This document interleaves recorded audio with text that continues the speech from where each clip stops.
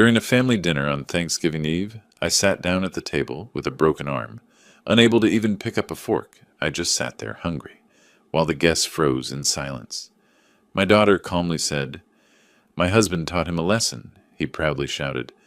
"The old man thought he was the boss here, so I proved him wrong." I just smiled. But 10 minutes later, the doorbell rang, and he panicked. A father's revenge always comes unexpectedly, and justice does not forgive traitors. Before we continue, please subscribe to the channel and write in the comments what time it is where you are now. The doorbell cut through my concentration like a blade. I'd been sorting through old Coast Guard investigation files, lost in the methodical work of organizing 2 decades of maritime incident reports. The afternoon light slanted through my study window, dust motes swimming in the beam. I wasn't expecting anyone.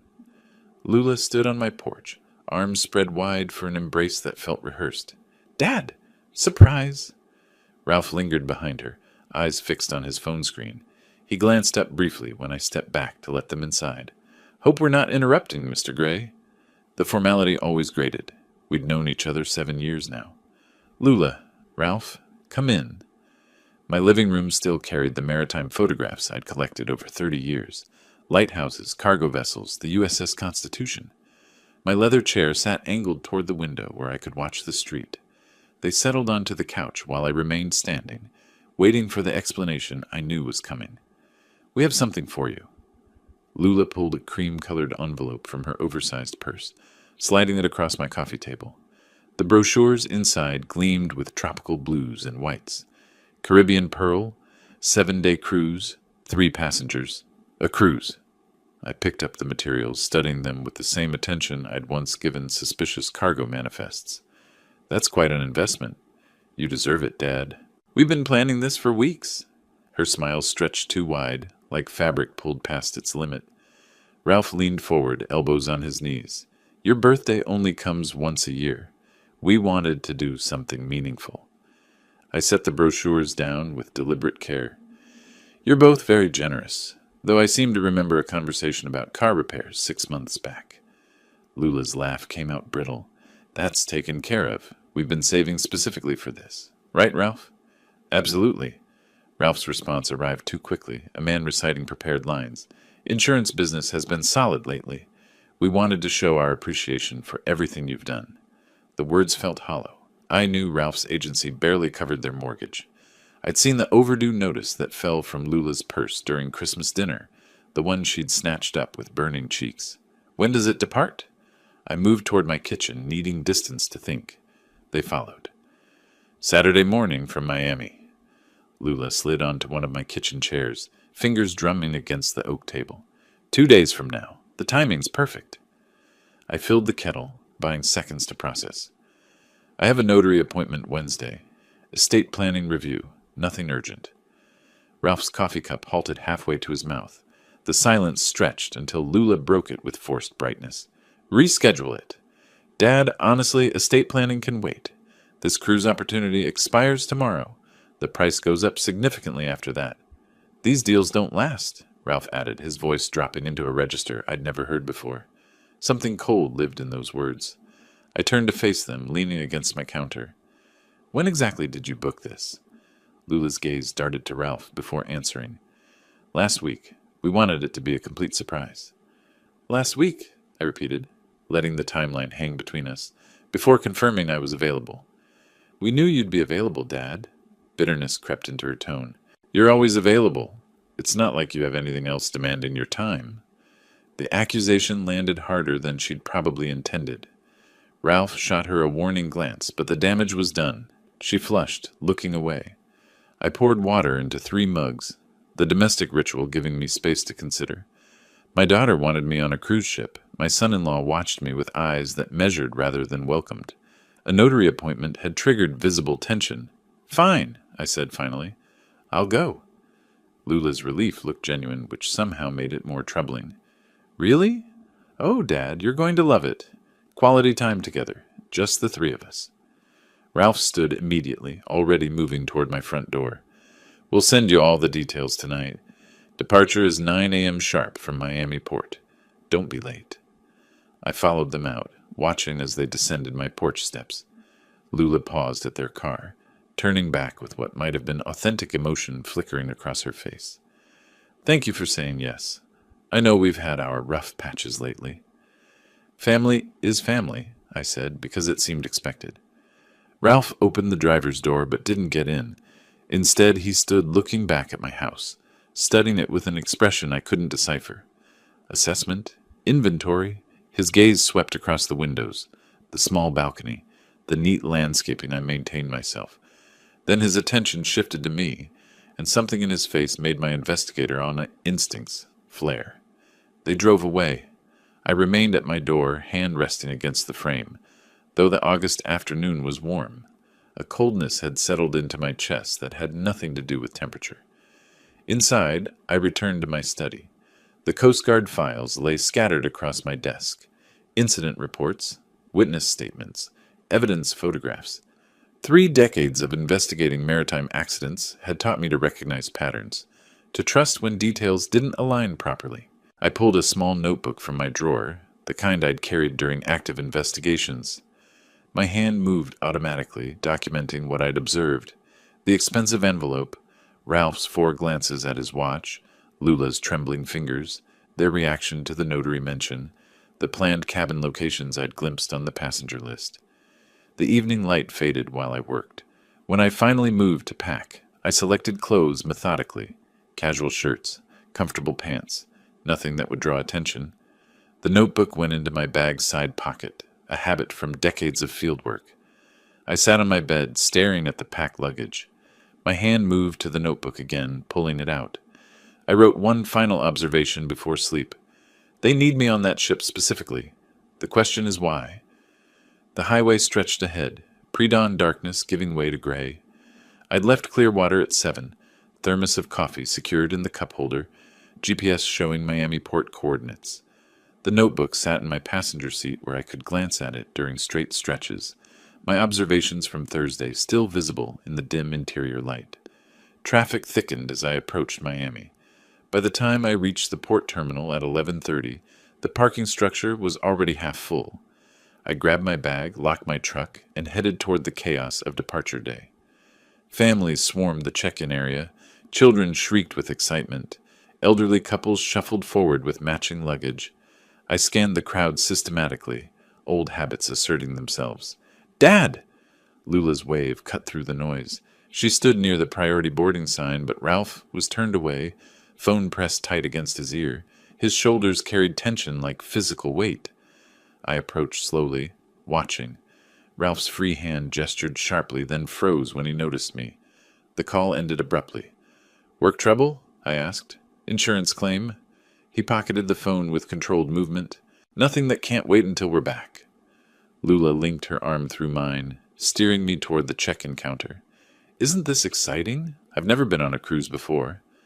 "Neither have I," I admitted, allowing myself to be guided forward. The boarding process moved efficiently.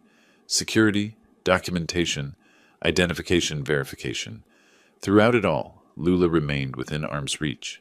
When an elderly couple noticed my Coast Guard cap and started asking about service history, Lula smoothly interrupted. "Dad, we need to locate our cabins quickly. The ship's enormous. We could get lost." The couple smiled politely and moved on.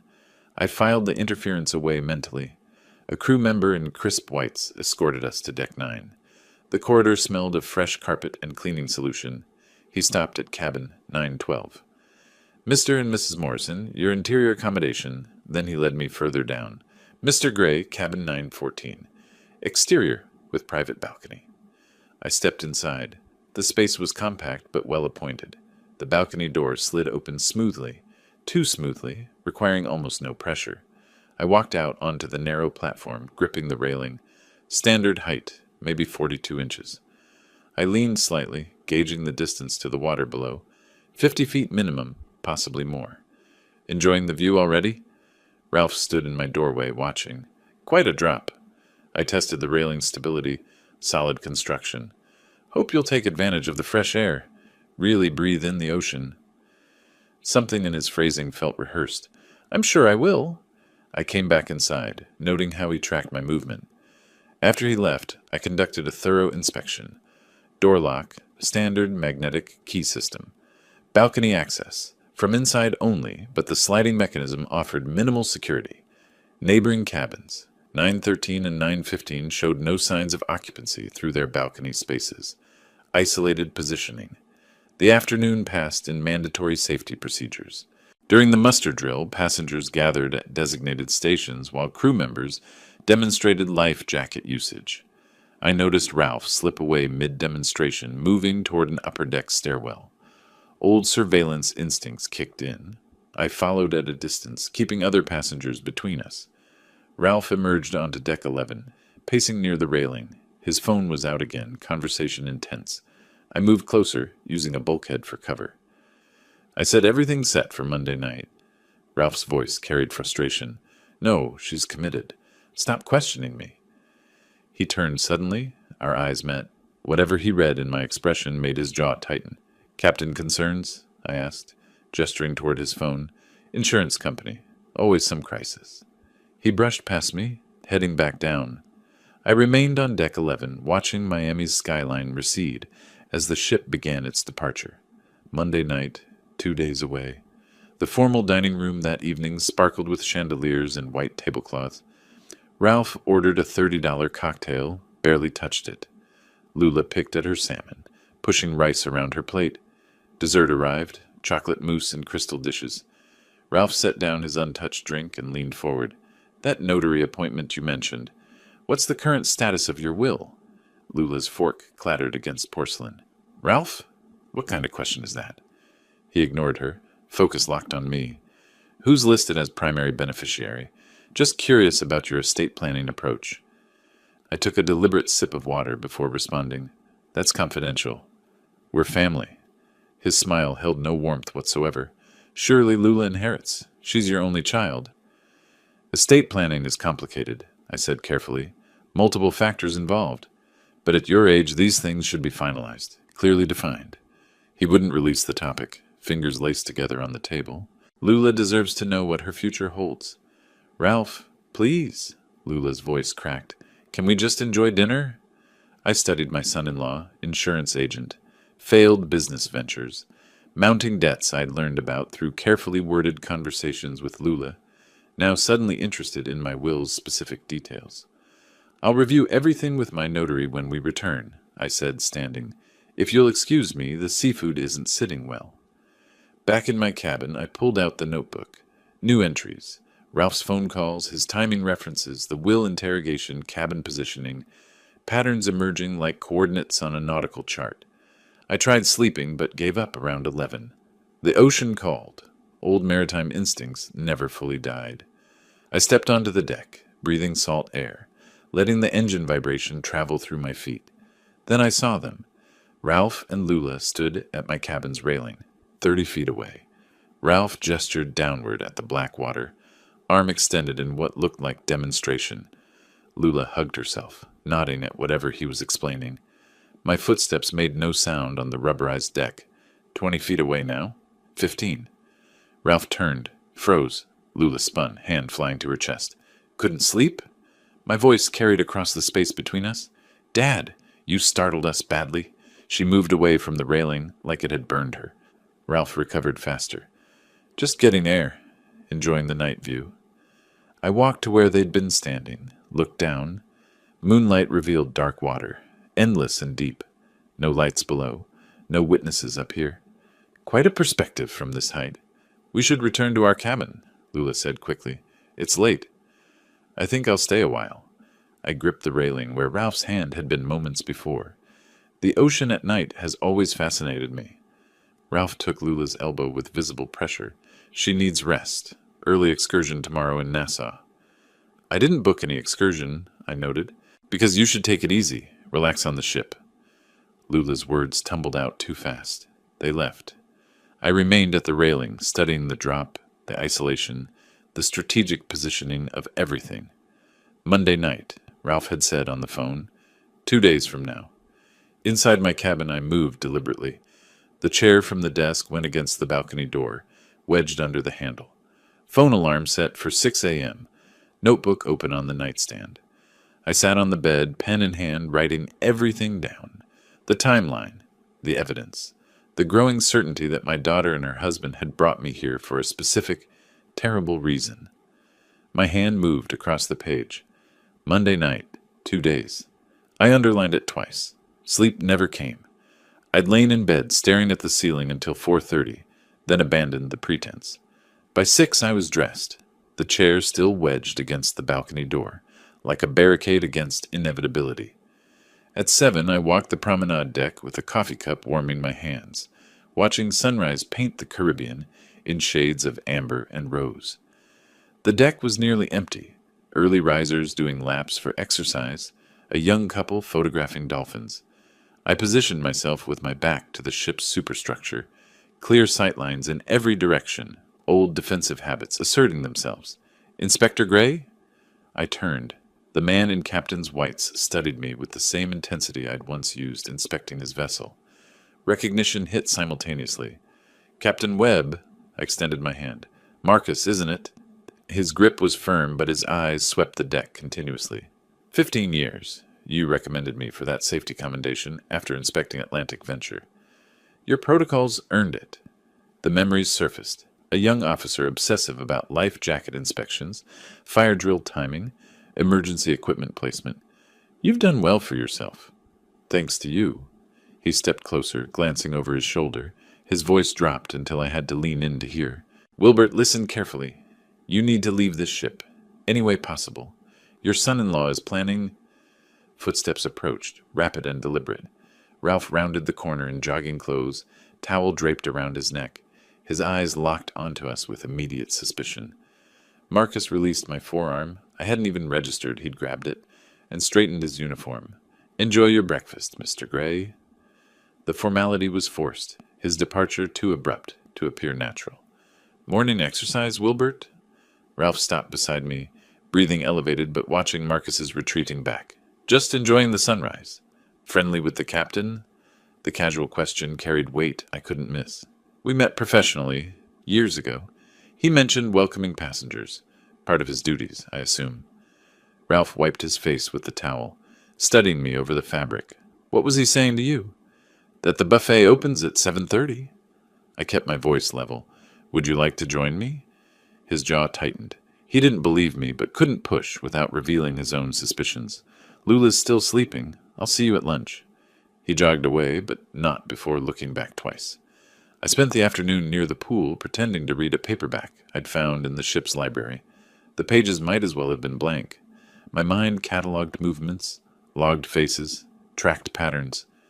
Ralph appeared around 3 with Lula, settling at a nearby table. An elderly gentleman in a Panama hat occupied the chair closest to them. Ralph ordered drinks. Then his voice rose slightly. Calculated projection. Terrible story I heard about last year's cruise season. Passenger went overboard at night. The elderly man looked up from his newspaper. How dreadful. Was he drinking? They think so. Ralph leaned back, too comfortable with the topic. Leaned over the railing to look at stars. One wrong move and you're in the water. At night, in the dark, the ship moves fast. You're left behind in minutes. They search, obviously, but... He trailed off with meaningful silence. My fingers tightened on the book's spine. This was rehearsal. Ralph was establishing the narrative for witnesses, planting the seed of how an old man might accidentally fall overboard. Lula sat rigid beside him, contributing nothing. Her hands clutched her phone like a lifeline. Reminds you to be careful, the elderly man said, returning to his paper. Absolutely. Ralph caught my eye across the deck, held it for 3 seconds, then looked away. I returned to my cabin before dinner, appetite gone. The chair remained wedged against the balcony door. I sat on the bed, opened my notebook, added today's observations, Marcus's warning, interrupted, Ralph's poolside performance, the timeline tightening. Hours passed. I tried eating crackers from the minibar, managed 2 before nausea stopped me. Not fear. I'd faced danger before. This was different. This was family. At 11:17, soft knocking. Through the peephole, Marcus alone, face pale in the corridor lighting. I opened the door. He slipped inside before I'd fully cleared the entrance, checking the hallway before closing it. I'm risking my command being here. His hands trembled as he spoke. But I can't let this happen. Sit down, start from the beginning. He remained standing, pacing the narrow space between bed and desk. Saturday night, early Sunday morning, actually, around 2, I was on the bridge checking navigation equipment, standard duty during overnight watch. He ran both hands through his hair. I heard voices below, on the deck directly beneath the bridge. Unusual for that hour. Go on. I recognized them. Your daughter and her husband. Marcus's voice cracked. They didn't know I was there. I moved to where I could hear without being seen. My hands remained steady on my knees. My voice was not. What did they say? Your son-in-law was discussing timing. He said tomorrow night, tonight, Sunday, wouldn't work. Too many variables. Monday would be better. Marcus met my eyes. The formal dinner. He said, we make sure he drinks plenty at dinner. Wine, after dinner drinks. Then we suggest going on deck for fresh air. Stars are beautiful tonight. Perfect photo opportunity. Those were his exact words. The cabin felt smaller, colder. Then he said, Marcus swallowed hard. He said, I push him when she distracts him. Quick, clean. We scream, raise alarm, but it's too late. Ocean's too big at night. And my daughter? I had to ask, though I already knew. Marcus's expression held genuine pain. She asked, what if someone saw?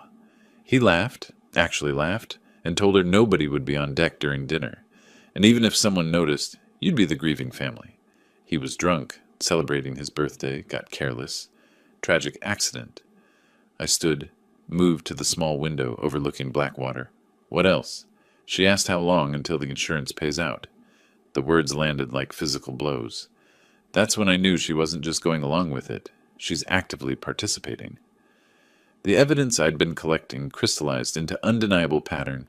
The sudden cruise gift, the separate cabin with balcony access, Ralph's questions about my will, tonight's poolside story establishing the accidental narrative. All of it deliberate, all of it planned. Why tell me? I turned to face him. You could lose everything. 15 years ago, you could have failed me on that inspection.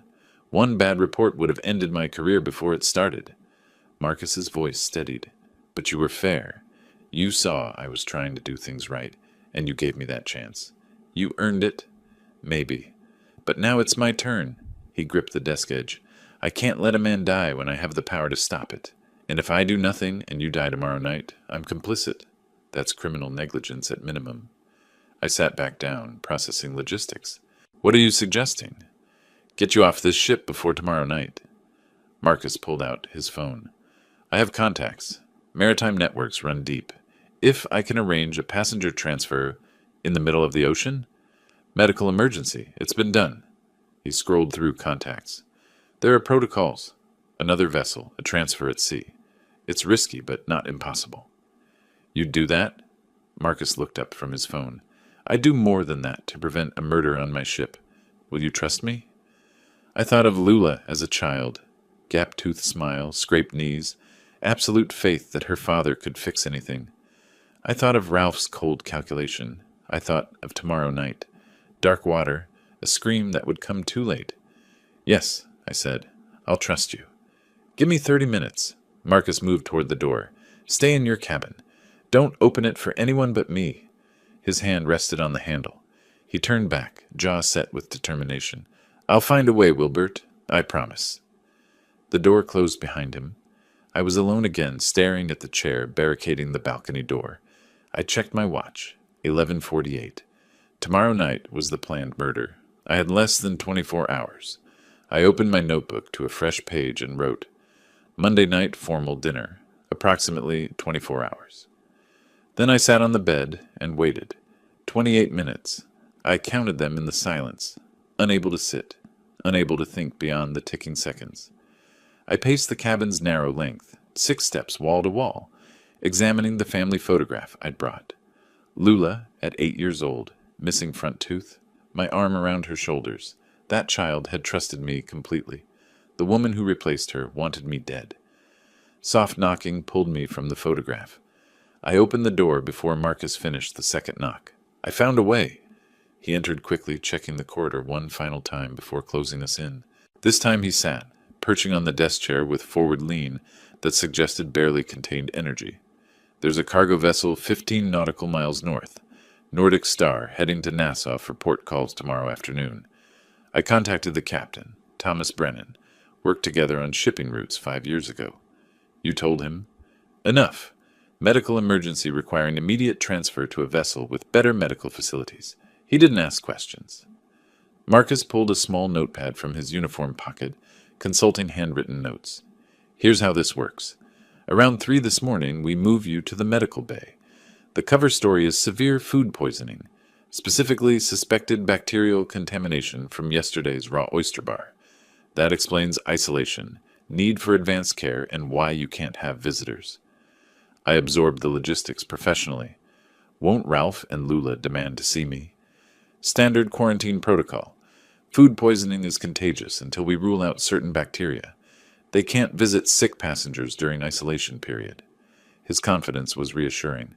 By the time we dock in Nassau tomorrow afternoon, and they realize you're not in medical bay, you'll already be there waiting for them. What about your career? Marcus's jaw tightened. If this goes wrong and you die, I'm complicit in murder. I heard the plan and did nothing. That's negligence, possibly accessory after the fact. I'd rather risk my command than live with that. You're putting yourself in danger for me? You gave me my career. I'm trying to save your life. We're even. He checked his watch. We have 2 hours before we execute. Pack minimally. Personal documents, wallet, phone. Nothing that would suggest permanent departure. We need Ralph and Lula to believe you're returning after medical treatment. I moved automatically, pulling items from my bag. Passport, wallet, phone charger, the notebook with all my observations.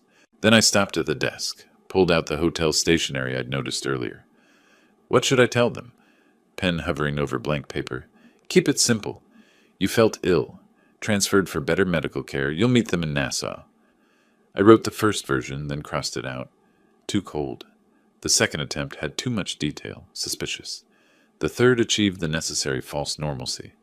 Lula woke up feeling terrible around 2 a.m. Must have been the seafood at dinner. The ship's doctor recommended transferring me to another vessel with better medical facilities.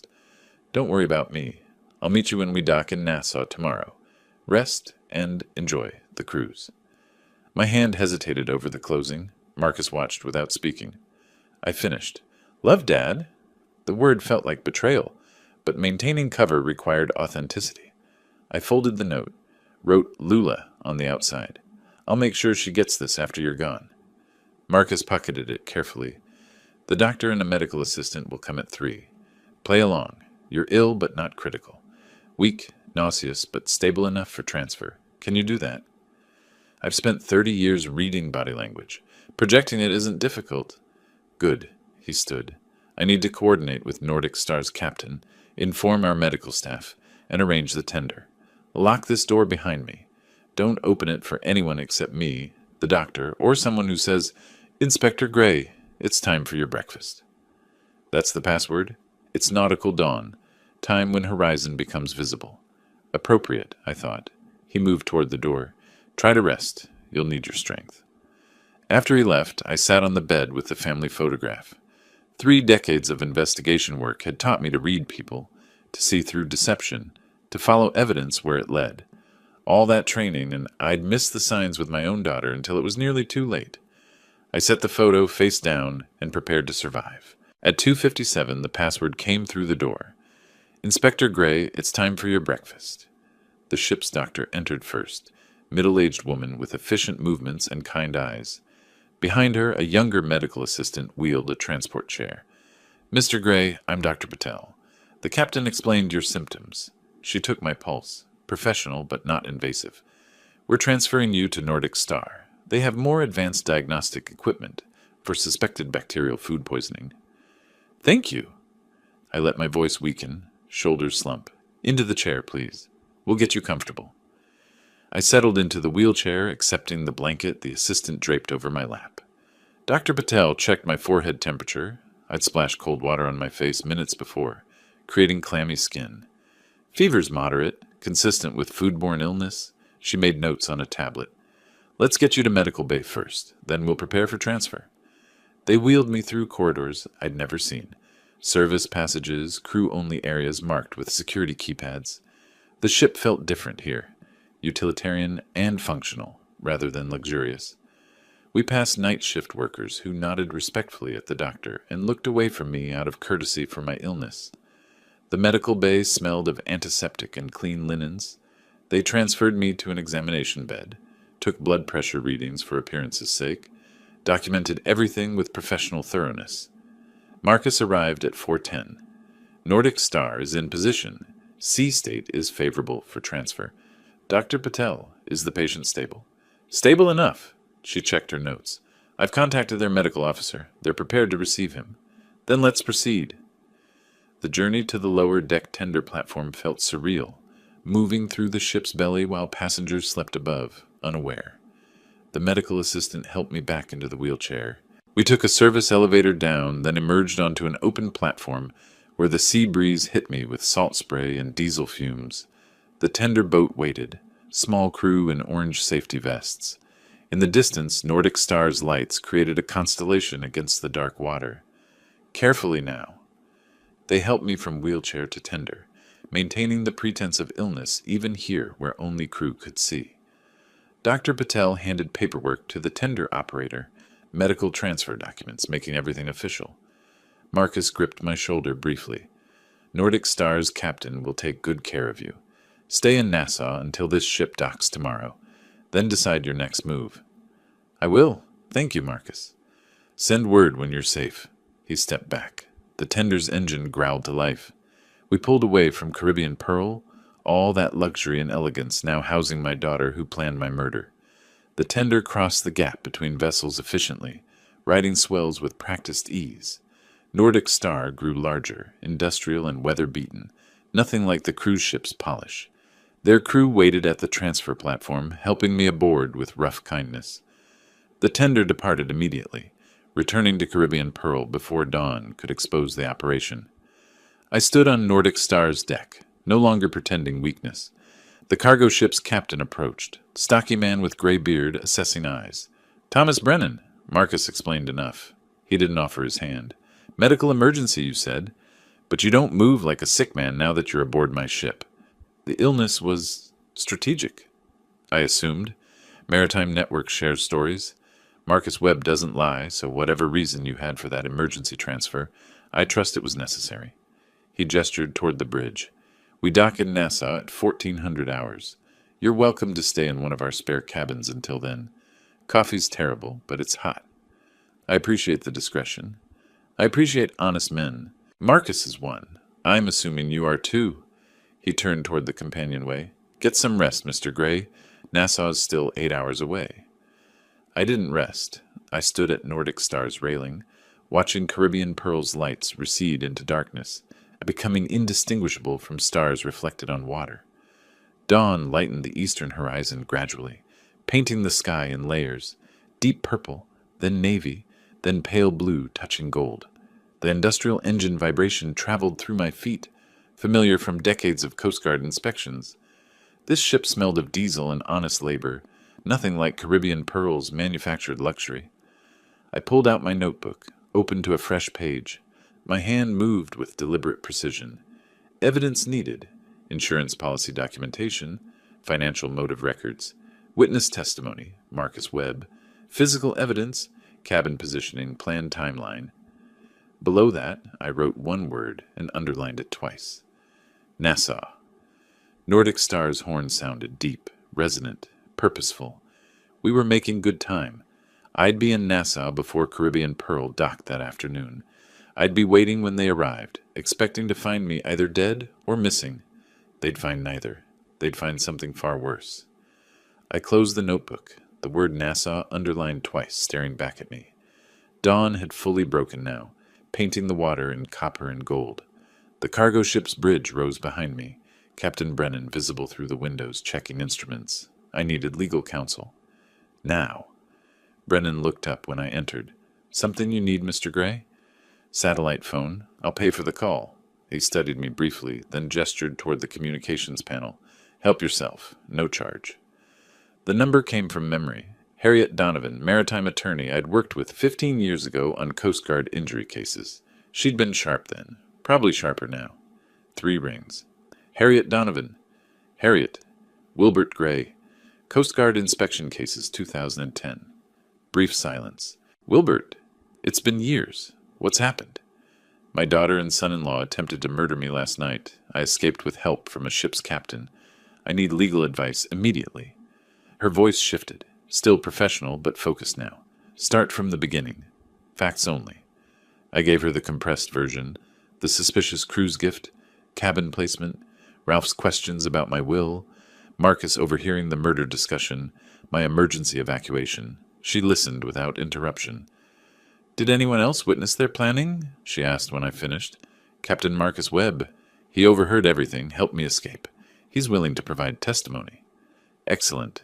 That's your cornerstone witness. What other evidence do you have? Personal observations, documented timelines, suspicious behaviors. Not enough for prosecution yet. Then gather more. Document everything. If possible, record them incriminating themselves further. She paused. Where are you now? Aboard Nordic Star, approaching Nassau. The cruise ship docks there this afternoon. Perfect. Let them see you alive. Their reaction will be evidence. But Wilbert, don't confront them alone. Stay visible, stay protected. Her tone sharpened. And find yourself a good investigator in Nassau. You'll need surveillance capability. You have recommendations? James Cromwell, former Bahamian police, now private practice. I'll text you his contact information. Keys clicked in the background. Call me after you've met with him. We'll build this case properly. Nassau materialized through morning haze. Pastel buildings climbing hillsides. Cruise terminals sprawling along the waterfront. Nordic Star docked at the cargo facility around 8. Industrial and efficient. I disembarked with my small bag, feeling oddly exposed on solid ground.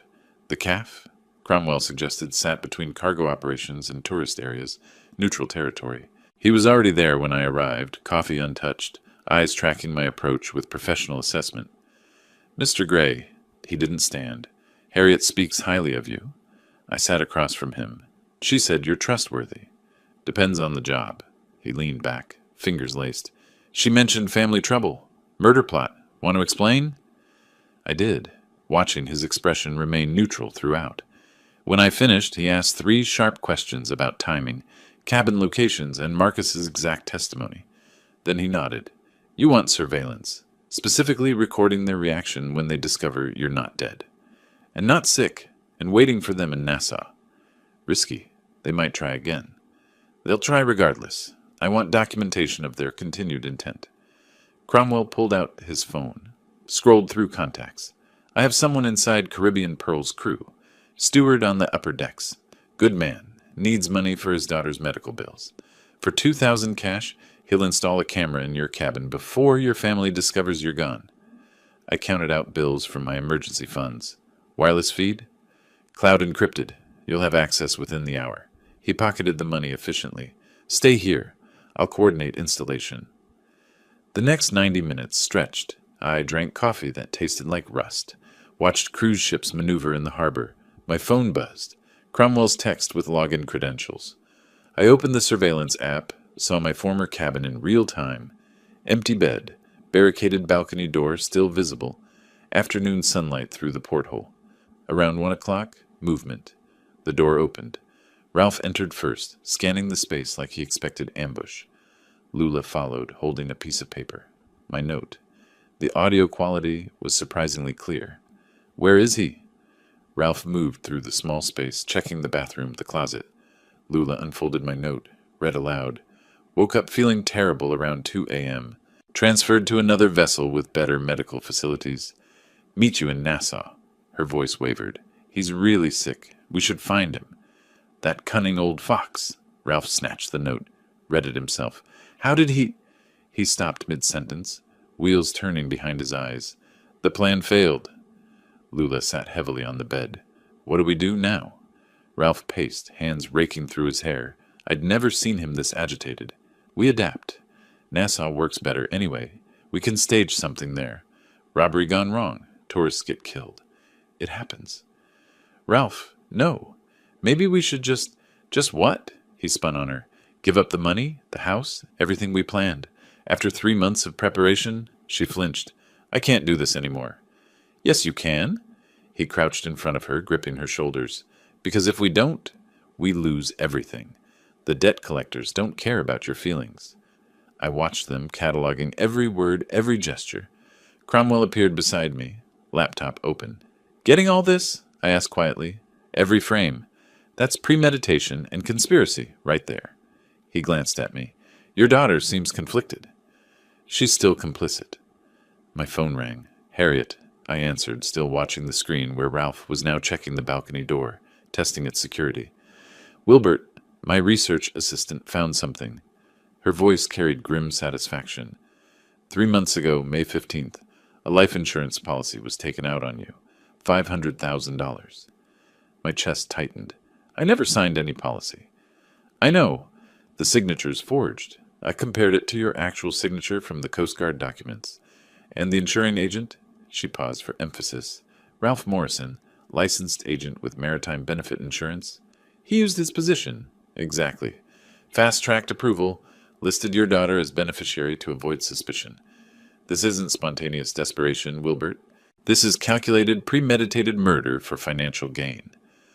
On the screen, Ralph was leaving the cabin, Lula trailing behind him like a ghost. Their faces showed everything. Frustration, fear, determination. Send me the documentation, I said. Policy numbers, application copies, everything. Already done. Check your email. Harriet's tone softened slightly. How are you holding up? I'm functional. That's sufficient. After we disconnected, I reviewed the insurance documents on my phone. Ralph's handwriting on the agent notes, my forged signature on the application. Lula listed as sole beneficiary. 3 months of planning, reduced to paper trails and digital records. Cromwell closed his laptop. You've got enough for prosecution. Insurance fraud, conspiracy to commit murder, attempted murder, multiple felonies. Not yet. I met his eyes. I want them to incriminate themselves further. I want absolute certainty. They're planning another attempt in Nassau. That's dangerous.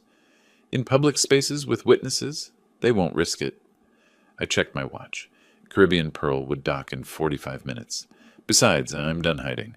Time they understood what they're actually dealing with. Cromwell studied me with professional curiosity. You're going to wait for them on the dock.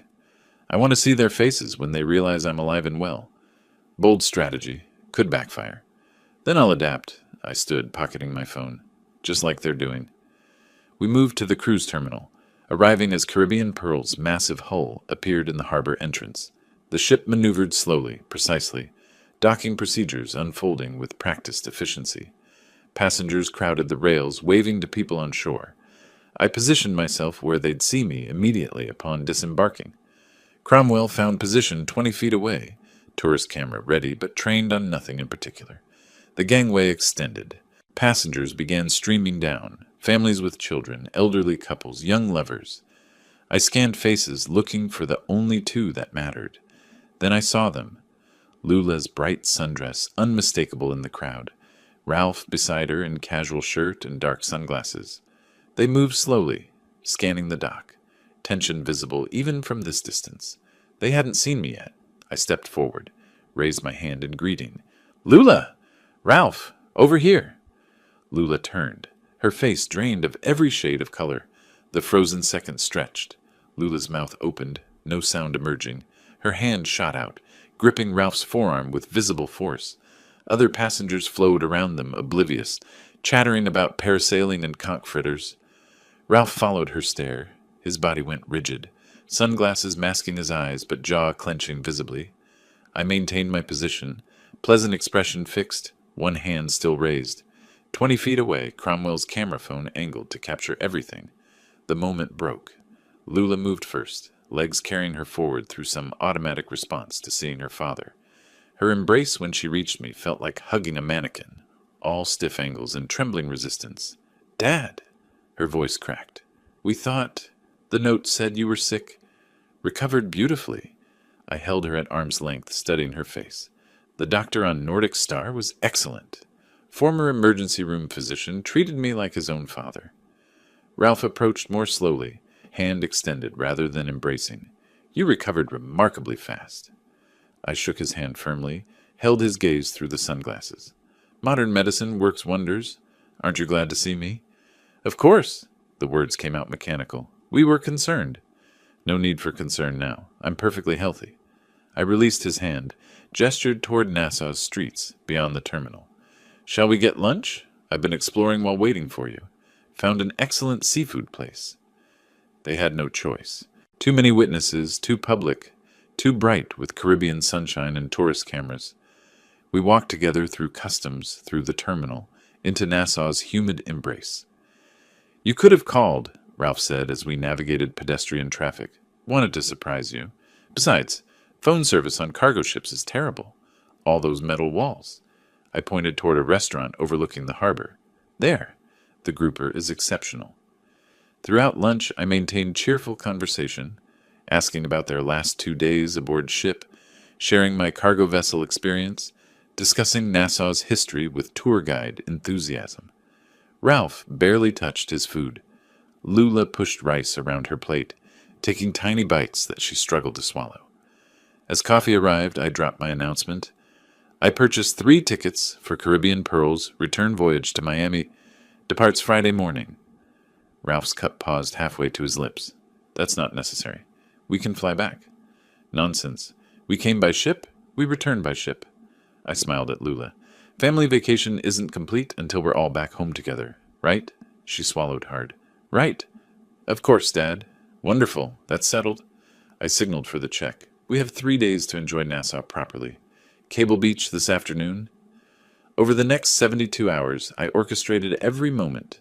Tuesday morning, we toured the straw market, where I insisted on buying matching sun hats and photographing us wearing them. Tuesday afternoon at Cable Beach, I positioned us for endless selfies. Lula and Ralph standing close, me between them, all of us squinting into sunlight with smiles that didn't reach anyone's eyes. Ralph attempted several times to create isolation. Early morning boat charter tomorrow. Just the 3 of us? Too tired, I deflected easily. That food poisoning really took it out of me.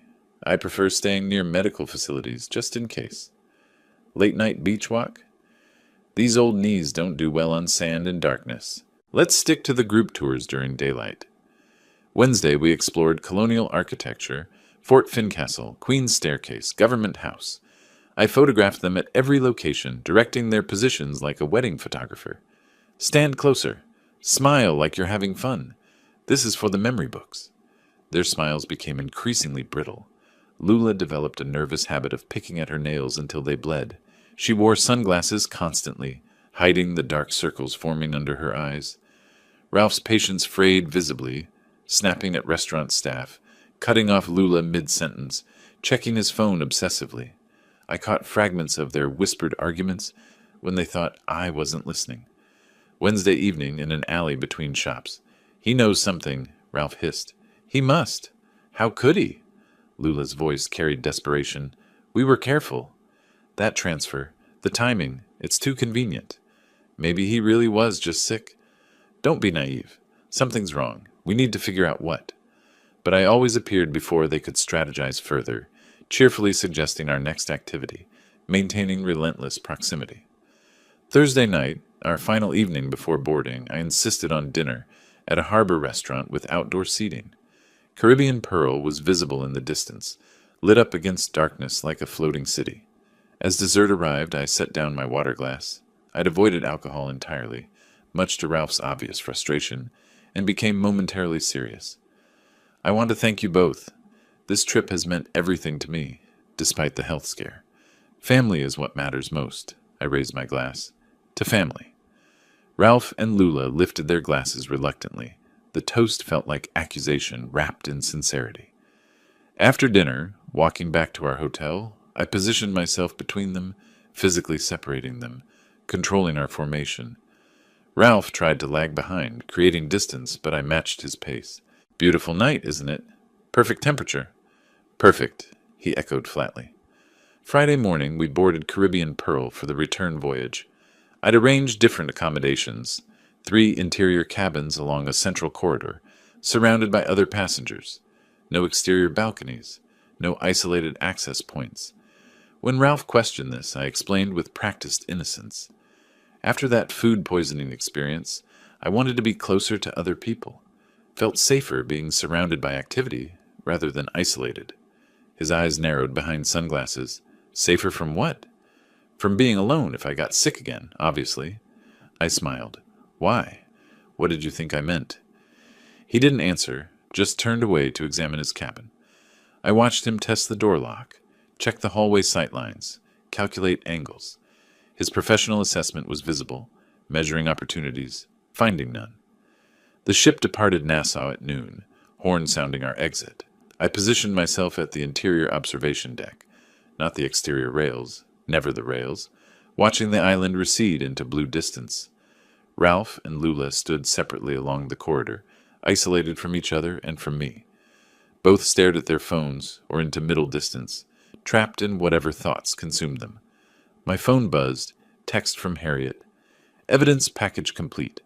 Insurance fraud documentation, forged signatures, witness statements from Captain Webb, surveillance recordings from Nassau. Ready to proceed when you are. I pocketed the phone, turned away from the windows toward the ship's interior. 3 days at sea ahead, then Miami. Then real consequences would begin. Walking past Ralph toward the dining room, his voice stopped me, low, barely audible. Enjoy dinner, Wilbert, while you can. I didn't turn back, didn't react, just continued walking. My hand slipped into my pocket where my phone held every recorded threat, every piece of evidence, every mistake they'd made. 3 days at sea, then they'd understand exactly what they'd tried to destroy. The parking area outside Miami's cruise terminal was organized chaos. Families reuniting, luggage carts clattering, goodbyes echoing across asphalt. I stood beside my car, keys in hand, watching Ralph and Lula approach through the crowd. Thank you for the cruise. I pulled Lula into a hug, felt her body stiffen against mine. Despite everything, it was memorable. Ralph extended his hand rather than embrace. His grip was brief, fingers cold despite the Florida heat. Let's do it again sometime, Lula offered, voice hollow. Actually, let's get together soon. I kept my tone casual, conversational. I'd like to discuss some family matters. Ralph's eyes sharpened behind his sunglasses. What kind of matters? Better discussed at home. I'll call you. I smiled warmly, waved as they walked toward their vehicle. I watched their car exit the lot, then turned toward mine. But I didn't head north toward Clearwater. I drove east into downtown Miami. Harriet Donovan's law office occupied the 10th floor of a glass tower, with Atlantic views. She'd been waiting, conference room prepared, coffee brewing, large monitor displaying files Cromwell had transmitted. Let's see what we have. She gestured toward the table where documents lay spread like evidence at a crime scene. She played the cabin recording first. Ralph's voice emerged clear through the speakers. Stage a robbery in Nassau. Tourists die here all the time. Single-party consent? I asked. Your cabin, your safety. Completely admissible. She switched to the insurance documents. And this is textbook fraud? My signature on the policy application looked similar to my actual signature. Same general shape. But the pressure points were wrong, the rhythm off. Ralph had practiced, but not enough. Compare it to your Coast Guard retirement papers. Harriet placed them side by side. See the difference in the capital G? Yours has a distinct loop. The forgery doesn't. Next came the cruise ship footage Cromwell had obtained through his crew contact. The timestamp showed Sunday, August 18th, 6 p.m. Ralph stood at the balcony railing outside cabin 914, my cabin, testing its height with both hands, looking down at the water. He did this twice, methodically, like an engineer calculating stress points. Conspiracy to commit murder. Harriet ticked off charges on her fingers. Attempted murder based on Captain Webb's testimony. Insurance fraud. Combined, we're looking at 25 to 30 years. We could go to the police today, I said. Absolutely. She waited, watching my face. But I don't want to. I suspected as much. She leaned back, arms crossing. What are you thinking? I explained. Invite them over. Announce I'm changing my will. Everything to the Coast Guard Veterans Fund. If their motive is truly financial, they'll react desperately. I want them to hire someone. I want absolute proof of intent. You're using yourself as bait. I've been bait since they booked that cruise. The difference now is I control the environment, I have existing evidence, and I'll have law enforcement ready to intervene. Harriet studied me for a long moment. Then she opened her laptop. If we're doing this, we do it properly. By late afternoon, we'd arranged everything. Cromwell's team would install GPS trackers on Ralph and Lula's vehicles. Florida law permitted this with existing criminal evidence. More critically, Harriet contacted Judge Patricia Morrison, explained the situation, and requested emergency wiretap authorization. "Send me the cabin recording and the insurance fraud documentation," Judge Morrison said through speakerphone. "If they're as strong as Attorney Donovan claims, I'll sign tonight." 30 minutes later, authorization granted. 72 hours starting now. Use it wisely. While Harriet coordinated with surveillance specialists, I sat reviewing Captain Marcus Webb's notarized statement. His handwriting was neat, his account precise, dates, times, exact quotes from what he'd overheard. A career ship captain's attention to detail translated into perfect witness testimony. "Security team is en route to your house," Harriet announced, ending the call. "They'll install cameras tonight while you're still here. Every room except bathroom. Legal requirement. The feed goes to encrypted cloud storage with timestamp authentication." As the sun set over Biscayne Bay, turning the water molten orange, I made the call. Harriet's phone recorded it automatically, attorney-client privilege protecting the documentation. "Hi, Dad," Lula's voice carried wariness. "Lula, I'd like you and Ralph to come by tomorrow evening, 6 o'clock. There's something important we need to discuss as a family."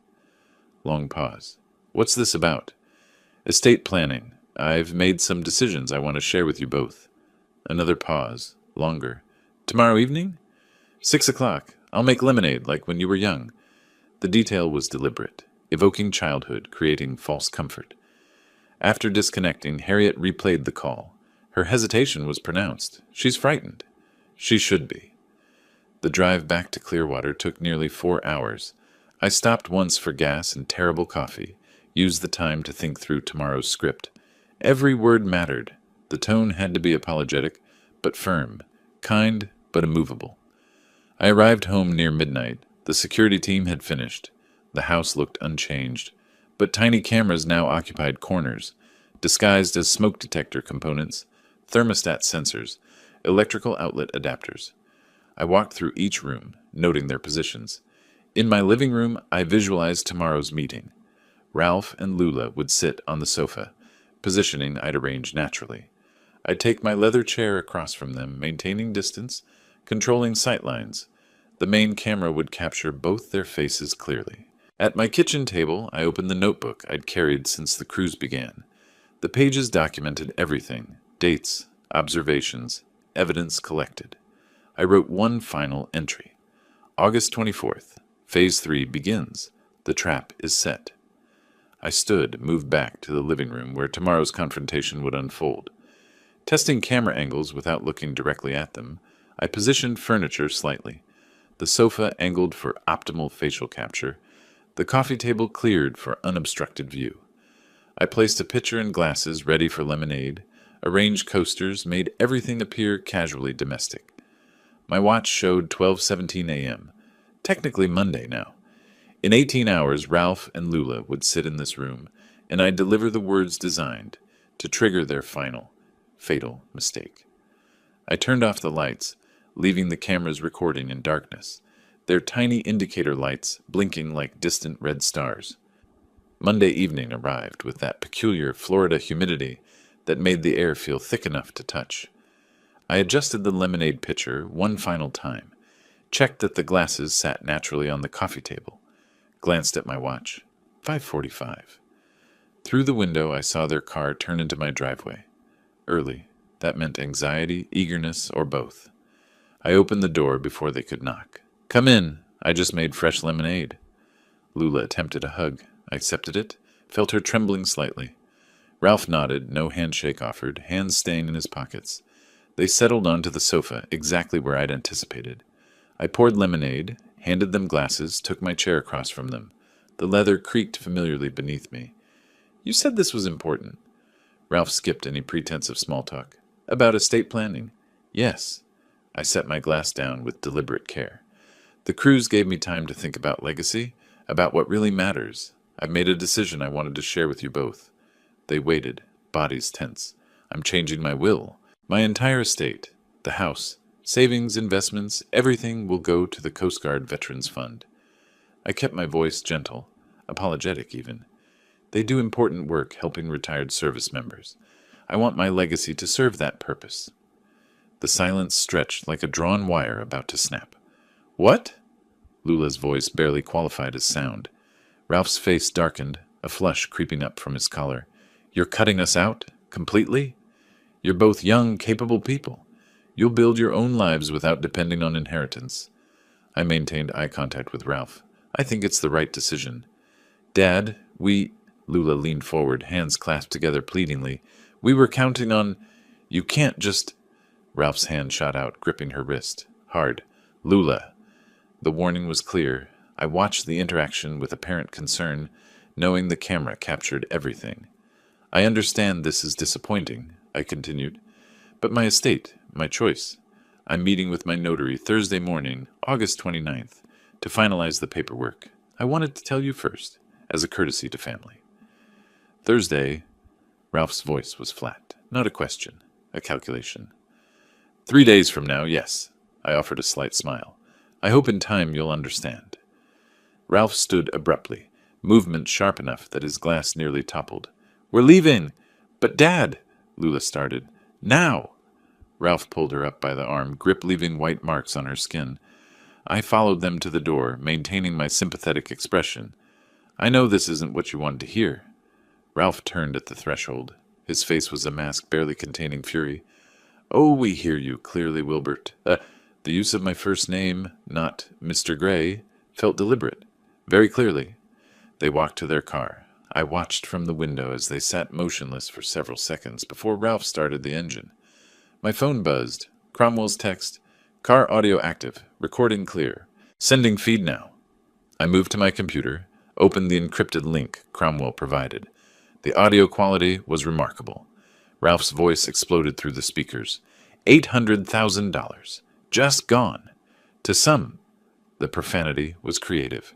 His fists slammed against the steering wheel repeatedly, the car rocking with the violence. Maybe we can talk to him, Lula sobbed.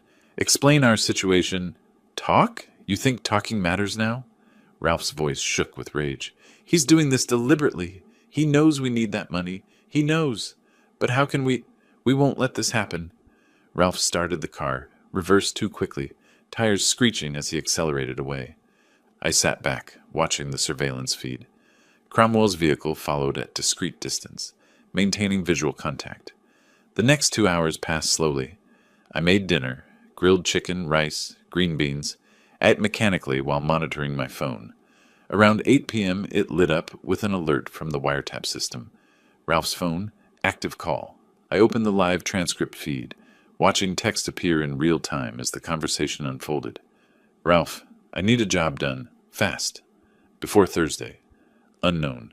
Male. What kind of job? Ralph. Elderly man. Lives alone. Needs to look like a home invasion. Break-in gone wrong. Unknown.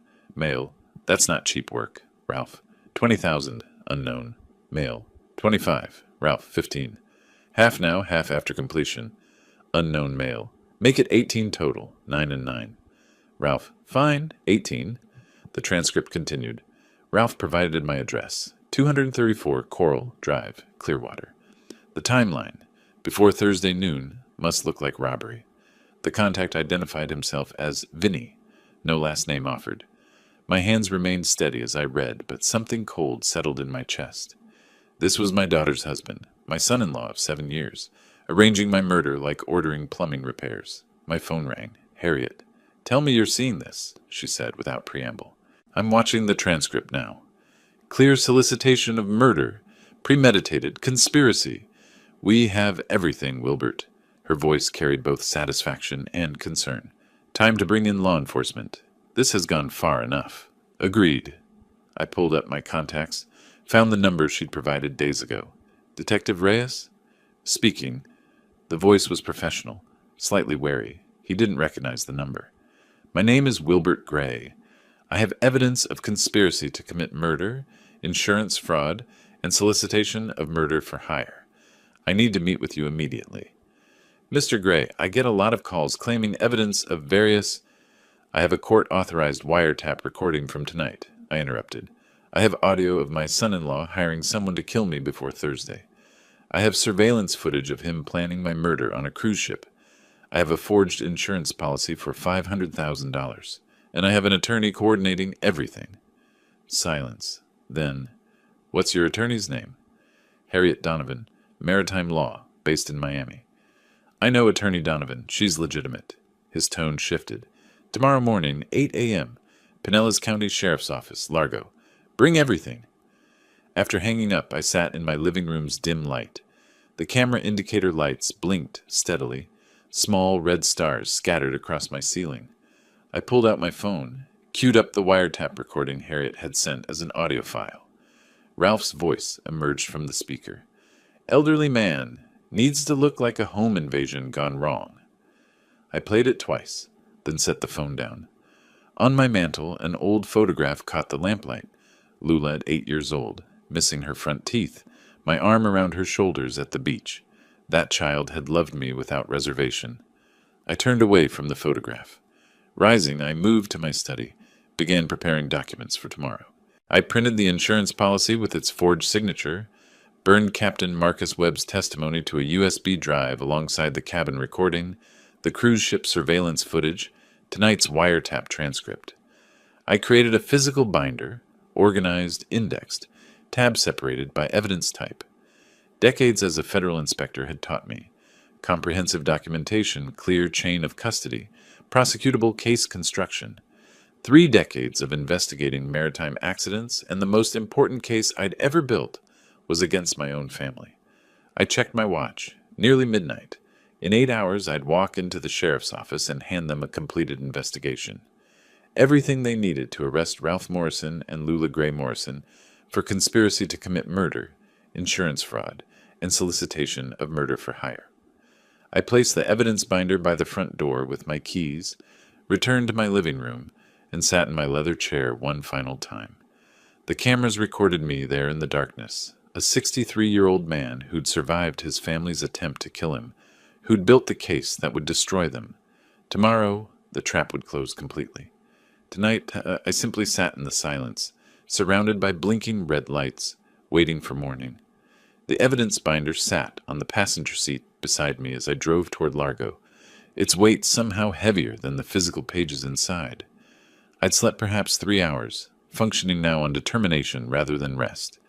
The Pinellas County Sheriff's Office appeared ahead, blocky, institutional, representing the shift from private investigation to public justice. Detective Frank Reyes met me in a conference room that smelled of old coffee and institutional cleaning solution. Gray walls, whiteboard covered in case notes from other investigations, recording equipment in the corner. Mr. Gray! His handshake was firm, but his eyes carried professional skepticism. Your attorney said you have evidence of murder conspiracy? Against my daughter and son-in-law. I opened the binder, showing him the index tabs. This is comprehensive. Walk me through it. I started with the cruise, the suspicious gift, the cabin placement, Ralph's questions about my will. Reyes listened, taking occasional notes. Then I played the cabin recording. Ralph's voice emerged clear. Stage a robbery in Nassau. Tourists die here all the time. Reyes stopped the playback. When was this recorded? During the cruise. Hidden camera in my cabin after I'd already escaped. Escaped? I explained the attempted murder plot, Marcus Webb's warning, my evacuation via cargo ship, showed him Marcus's notarized testimony. Reyes leaned forward now, skepticism replaced by sharp focus. Then came the insurance policy. $500,000. Taken out 3 months ago. That's not my signature. Reyes examined it closely. We'll need a handwriting expert. Already done. I showed him the analysis comparing the policy signature to my actual Coast Guard retirement documents. The differences were clear. Pressure points, rhythm, specific letter formations. Finally, Monday night's wiretap. Ralph's voice. Elderly man. Fatal outcome required. Before Thursday. Reyes' expression hardened. He picked up his desk phone. Sergeant, conference room. Bring whoever's available. We've got a live case. Within an hour, the room held 6 people, 2 additional detectives, a prosecutor's office liaison, technical surveillance coordinator, and a sergeant. I presented everything again. The atmosphere shifted from skeptical inquiry to tactical planning. We're not arresting Morrison yet, Reyes announced. Not until his hired killer makes the attempt.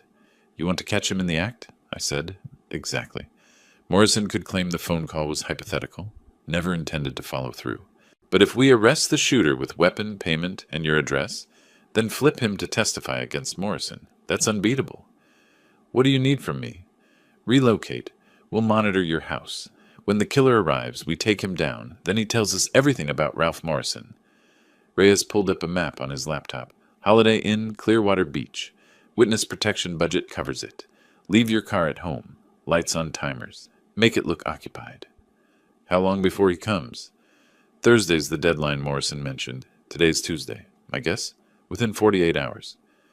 By late afternoon, I was in room 318 of the Holiday Inn, watching the Gulf of Mexico through windows I couldn't open. My house, 20 minutes away, bristled with hidden cameras and motion sensors. Plainclothes officers occupied an unmarked van 2 houses down. SWAT waited 3 blocks away. Reyes called that evening. No activity yet. Try to rest. Rest was impossible. I paced, ordered food I couldn't eat, watched mindless television. The waiting felt worse than the active danger aboard the ship. Wednesday crawled by. Hourly updates. Still nothing. Each call increased my anxiety. What if I was wrong? What if Ralph suspected? What if... Wednesday evening, 9:30, my phone rang. Male subject approaching your residence. Reyes's voice carried controlled excitement. Dark clothes, baseball cap, coming from the north alley. Stand by. I couldn't see anything from the hotel, but Reyes kept the line open. I heard radio chatter in the background. Subject at back door. He's working the lock. He's inside. Repeat. Suspect inside the residence. Give him 2 minutes, Reyes commanded someone. Let him commit fully. The wait was excruciating. 120 seconds that stretched like hours. Execute. Go, go, go. Through the phone I heard muffled shouting. Police! Show your hands. Then nothing. Silence. Then suspect in custody. Weapon secured. No shots fired. Reyes spoke directly to me. We got him. Vincent Cordero, 34, priors for assault. Had a loaded .38, cash in his pocket, and your address written on a piece of paper. Has he talked? Not yet, but he will. Thursday morning I sat in an observation room at the sheriff's office, watching through one-way glass. Vincent Cordero, Vinny, according to the arrest report, sat handcuffed beside a public defender who looked fresh out of law school. Reyes entered with a folder, set it on the table. Mr. Cordero, let's discuss your situation. I want a deal, Vinny said immediately. His voice was flat, resigned. My lawyer says you have me on tape with Morrison. We do. And we have mall surveillance footage of you receiving payment, and we caught you inside the victim's home with a loaded weapon. Reyes opened the folder. You're facing conspiracy to commit murder, attempted murder, breaking and entering with intent. That's 25 years minimum. Vinny's lawyer whispered in his ear. He nodded. But if you cooperate fully, testify against Ralph Morrison, provide complete details, we can discuss reduced charges. Another whispered consultation, then, what do you want to know? Start with how you met Morrison. Casino. Paradise Shores about 6 months back. We were both losing, ended up talking at the bar. Vinny's recitation was mechanical, a man recounting facts to save himself. Last week he felt me out about specialized work. Monday night he called, said he had an urgent job. What job? Kill his father-in-law, make it look like home invasion. 15,000 total, half up front. Where did you meet for payment? Tyrone Square Mall? Tuesday afternoon, around 3. He gave me $7,500 cash in a white envelope. Reyes pulled out surveillance photos, clear images of Ralph and Vinny beside Ralph's car, envelope visible mid-transfer. Timestamp, 2:47 p.m. He was sweating like crazy, Vinny continued. Kept saying it had to be done before Thursday. Something about a notary appointment, inheritance, needing it done fast. Watching from the observation room, I felt the final piece click into place. Ralph's desperation captured on video, his own hired killer, documenting every detail. Perfect. Reyes emerged 15 minutes later. He'll testify. He'll plead to lesser charges, but he'll give us Ralph Morrison gift-wrapped. What happens now? Now we prepare arrest warrants. Reyes checked his watch. Thursday morning, 6 a.m. We'll hit their house early. Less chance of flight or resistance. He handed me an operational briefing sheet. You can follow in a separate vehicle, but you stay back until we secure the scene. Understood? I took the paper, folded it carefully, placed it in my pocket. I'd been waiting for this moment since Marcus Webb first warned me on that ship's deck under Caribbean stars. Get some rest, Reyes advised as we walked toward the exit. I don't think I could sleep if I tried. Outside, the August night pressed humid and heavy. In a few hours, my daughter would be arrested. In a few hours, justice would be served. I drove back to the hotel, but I didn't sleep. I sat by the window, watching darkness slowly fade to gray, waiting for morning. Dawn came too slowly and too fast. At 5:45 Thursday morning, I sat in my car 2 blocks from Ralph and Lula's house in a quiet St. Petersburg neighborhood. The arrest briefing sheet lay on the passenger seat. I hadn't slept. Couldn't, after leaving the sheriff's office. Ahead, unmarked police vehicles positioned themselves around the target address. My phone vibrated. Text from Reyes. 5 minutes. Stay in vehicle until we signal all clear. At exactly 6 o'clock, Reyes's team moved. 4 officers approached, 2 front, 2 back. Reyes knocked firmly. Authority in the sound. Lights flipped on inside. Another knock. Harder. Police! Open the door! The lock clicked. Door opened. Lula appeared in a bathrobe, hair disheveled, eyes squinting against the porch light. She saw badges. Her face transformed, color draining completely, hand flying to her mouth. What? What's happening? Ralph's voice from inside. Lula? Who? He appeared behind her, bare-chested sweatpants, and froze. His eyes widened, then narrowed with calculation. Ralph Morrison. Lula Gray Morrison. You're both under arrest. Reyes's voice allowed no argument. Hands where I can see them. For what? Ralph managed. Conspiracy to commit murder. Attempted murder. Insurance fraud. Solicitation of murder for hire. Each charge struck like a hammer blow. Lula swayed.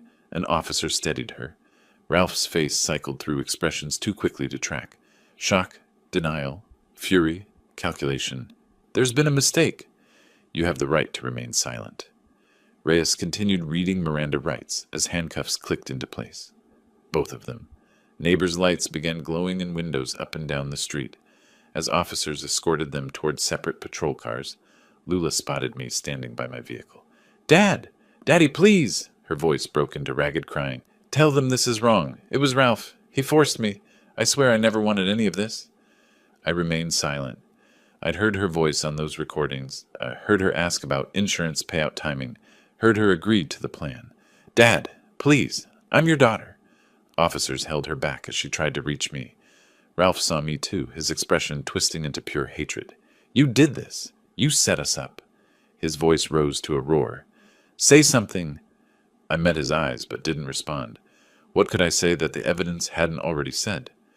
Reyes stepped between us. That's enough. In the car. They were placed in separate vehicles. Lula still crying. Ralph still shouting soundlessly through the window. Reyes approached me. That couldn't have been easy. No, but it was necessary. Want to observe the processing? I nodded. At the sheriff's office, Ralph and Lula were processed separately. Fingerprints, photographs, formal booking. In an interrogation room, Reyes presented the evidence to Ralph's hastily arrived attorney. The cabin recording, Ralph's voice discussing staging a robbery. The wiretap, complete murder solicitation. Vinnie Cordero's detailed statement. Mall surveillance video showing the envelope exchange. The forged insurance policy with signature analysis. Captain Marcus Webb's testimony about the ship plot. Cruise surveillance footage showing Ralph examining the railing outside my cabin. Ralph's attorney went pale, whispered urgently. Ralph's rigid composure finally shattered. He slumped forward, head in handcuffed hands.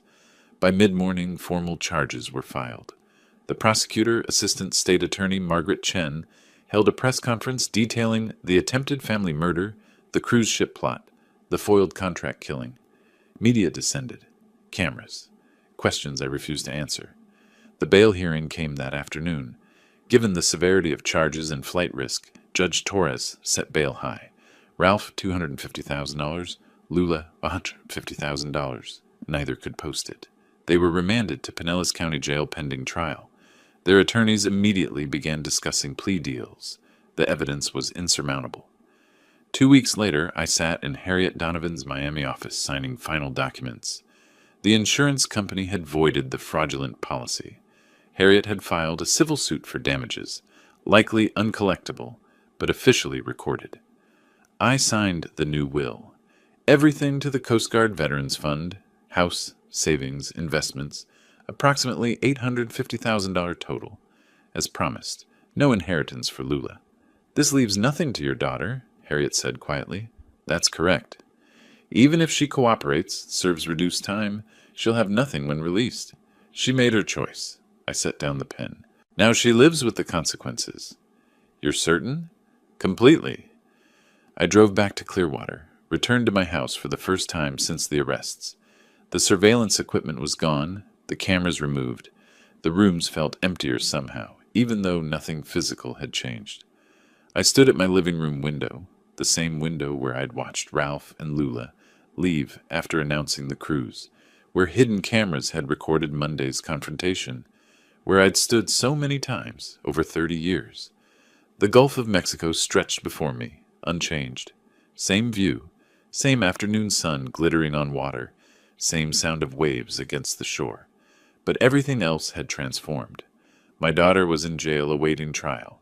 Her husband faced decades of imprisonment.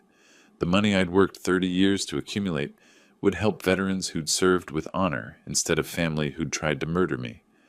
On the mantel, that photograph of Lula at 8 years old still sat in its frame. Gap-toothed smile, my arm around her shoulders, a day at the beach before life became complicated. I picked it up, looked at it one final time, then set it face down. Some bridges once burned can't be rebuilt. Justice had been served.